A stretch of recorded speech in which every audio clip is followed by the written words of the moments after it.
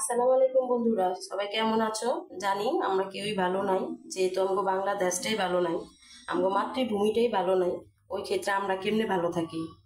তো যাই হোক, তারপরেও আয়া পড়ছি আজকে রকমারি রান্নাঘরে তোমাদের সাথে একটা খুবই শর্টকাট একটা রেসিপি শেয়ার করার জন্য। যেহেতু আজকে আমার মনটা ভালো না, আমার রান্নাবাড়ি করবার ইচ্ছে করতেছে না, ভিতরে একটা টেনশন টেনশন কাজ করতেছে, দেশের পরিস্থিতি আল্লাহ জানে কি হয়। তো আল্লাহর কাছে রাত দিন দোয়া করতে আছি, আল্লাহ যেমন আমগোর একটা সঠিক পথ দেখায়, সঠিকভাবে চলার রাস্তা দেখায়, আর আমগো যে শহীদ ভাইয়েরা শহীদ হয়েছে তাকে যেমন আল্লাহ জান্নাতবাসী করে। তো ওই কামনাই করছি। তো যাই হোক, আজকে আমি আয়া পড়লাম একটা শর্টকাট রেসিপি নিয়ে। রেসিপিটা বানাইতে আমার যা যা লাগবো, এখানে নিচ্ছি আমি আলু। তো আলুগুলো আধা কেজি আলু নিচ্ছি, এখানে ফ্রেঞ্চ ফ্রাই যেমনি করে ওইভাবে করে কাইটা কাইটা নিচ্ছি, ঠিক আছে, একটু মোটা মোটা করে কাইটা নিচ্ছি। তো রেসিপিটা নিচ্ছি এখানে আমি শুকনা মরিচ আর নিচ্ছি পেঁয়াজ। তো বন্ধুরা, আমি যে শুকনা মরিচগুলি লইছিলাম, এই শুকনা মরিচগুলা এই তেলটার মধ্যে বাইচা ফেলাম। তো বন্ধুরা, মরিচ গেলিয়ে দিয়েছিলাম তেলের মধ্যে, তো এগুলা সুন্দর ওই যে লাল হয়ে আছে। তো এগুলো আমি এখন উঠে নিব। বন্ধুরা, আমি মরিচগুলারে উঠে নিয়েছি। তো এখানে যে পেঁয়াজগুলো কেটে রাখছিলাম এগুলো এখন দিয়ে দিব আমি গরম তেলে। এগুলারে আমি একটু বেরেস্তা করে নিব। মূলত এই ভাজিটা আমার শ্বশুরের অনেক পছন্দ, আমার শ্বশুরের প্রিয় ভাজি। এই ভাজিটার নাম হয়েছে মূলত লাল ভাজি, ঠিক আছে। আমার শ্বশুর বলে যে লাল ভাজি। তো আমার শ্বশুর, আমার হাজব্যান্ড এই ভাজিটা খুবই পছন্দ করে, এর জন্য তোমাগুলোকে শেয়ার করলাম। দারুণ মজা, দারুণ স্বাদের এই ভাজিটা, তোমরা বি খায় দেখবা, অনেক মজা হয়। তো যাগো বন্ধুরা, আমার এই পেঁয়াজটা লাল হইতে হইতে তোমাগুলোকে একটু গল্প সল্প করি, কারণ আমার মনটা আজকে অনেক খারাপ। আমার এই দেশের আন্দোলনগুলো আমি আর নিতে পারতাছি না, আমার খুবই খারাপ লাগতেছে। আমাকে স্বাধীন দেশে কেলে গেত অস্বাধীন কাজকর্ম হইব, ঠিক আছে। তো আমার বি ইচ্ছা করে আন্দোলনে যোগ দিবার লাগা, কারণ আমি পারি না। আমি যখন মোবাইলে এইসব দেখি তখন আমার রক্ত অটোমেটিক গরম হয়ে যায়, ঠিক আছে।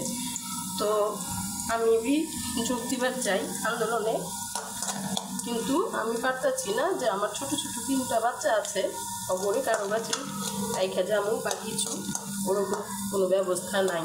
তারপরেও আমি আমার মন থেকে আল্লাহ পাকের কাছে, আল্লাহর দরবারে আমি বিচার দিতেছি যে আমার দেশটা যেমন শান্তি হয়ে যায়, সুন্দর হয়ে যায়।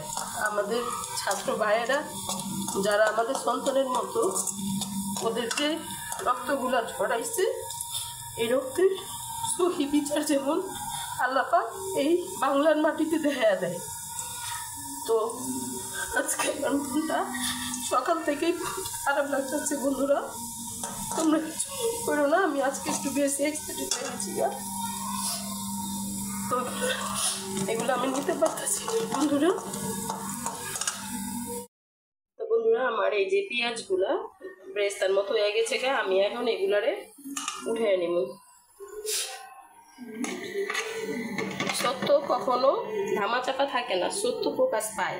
সত্য, আমার মা সবসময় একটা কথা কয়, আমি আজকে তোমাদের সাথে শেয়ার করি। আমার মা সবসময় একটা কথা বলে যে সত্য কষ্ট হয়, কিন্তু সত্য কখনো পিছিয়ে যায় না।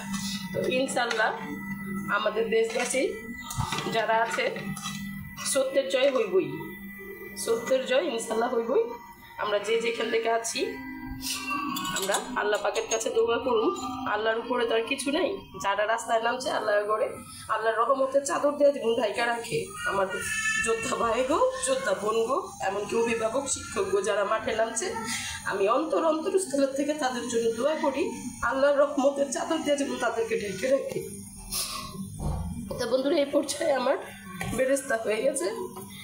তো আমি ওই তেলটার মধ্যে আলুগুলা ছেড়ে দিব। আলুগুলো ছেড়ে দিলাম বন্ধুরা। এখন আমি দিয়ে দিব স্বাদ মতো লবণ। লবণ দিয়া এটারে ভালো মতো নাইড়া চেড়া ঢাইকা দিব। তো বন্ধুরা, আমি যেটা ঢাইকা দিয়ে গেছিলাম, আমি এখানে 1 ফোঁটা পানি দিয়ে ইউজ করি নাই, ঠিক আছে। আমি 1 ফোঁটা পানি দিয়ে ব্যবহার করি নাই। তো তোমরা দেখতেই পাচ্ছ, সেটা তেলের উপরে আমি এখন ভাইজা নিলাম।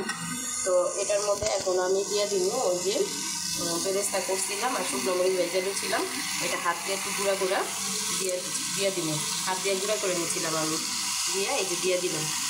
তো দিয়ে দিচ্ছি যেহেতু, এখন এই যেটা যে লাইটে আছে এইটাতে জাস্ট একটু পানি দিয়া, শুধু এইটুকু পানি, অল্প একটু পানি এটার মধ্যে একটু মিশিয়ে দিলাম। এই মজাদার ভাজিটা খুবই মজা হয়। যদি তোমাদের কাছে ভালো লাগে আমার রেসিপিটা যেটা রান্না করবা, রান্না করা খাওয়ার পরে যদি তোমার কাছে ভালো লাগে অবশ্যই লাইক শেয়ার কমেন্ট করে দিবা। আর বন্ধুরা, আজকে আমি একটু বেশি ইমোশনাল হয়ে গেছি গে, ওর জন্য ভাইবো না যে আমি ভাইরাল হইবার লেগা বা কারো মনে জায়গা করবার লেগা আমি এগুলা করছি। আসলে আমার মন থেকে আসছে, আমি পাগলের মতো হয়ে গেছি আজকে। তো যাই হোক, এগুলা করে ফেলেছি, আমার মন থেকেই করছি, ঠিক আছে। তো এই পর্যন্ত আইতে বন্ধুরা, তৈরি হয়ে গেছে আমার মজাদার এই লাল ভাজি, আলু দিয়ে তৈরি এই লাল ভাজি। আমার শ্বশুরের, আমার জামাইয়ের খুবই একটা পছন্দের রেসিপি, তোমাদের সাথে আজকে শেয়ার করলাম। তো আশা করি তোমার কাছে ভালো লাগছে। তো খাওয়ার পরে বুঝবা যে আরও কতটা ভালো লাগছে, ঠিক আছে। আমার রেসিপিটা ফলো করে একদম ঝটপট রান্না ফেলাইবা এই লাল ভাজি। তো ওই পর্যন্ত দেশের জন্য, দশের জন্য দোয়া করি। তোমরা সবাই ভালো থাকো, সুস্থ থাকো। আল্লাহ হাফেজ।